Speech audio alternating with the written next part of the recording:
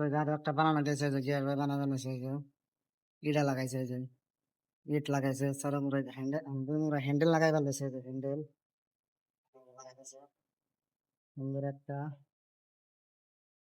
তো দেখতে থাকেন কিভাবে বানাই দেখেন ওই একটা ইটা লাগাইতে আর একটা ওইখানে তার ইট লাগাইতেছে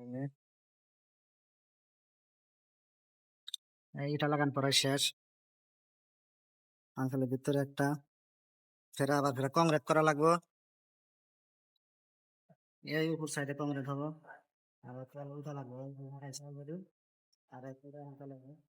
কংক্রিট হবো এটা হলো আর এটা এই আর একটা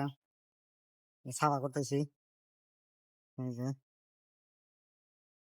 স্টিল তো তো এই যেটা সাফা করলাম সে বানাইলাম সারা দিনে এটা মধ্যে ইটা লাগামু ওইরকম সেম হবে এটার মধ্যে ইটা এই যে এই সাইড ইটা হবো আর এখানে তো হবে ঢালাই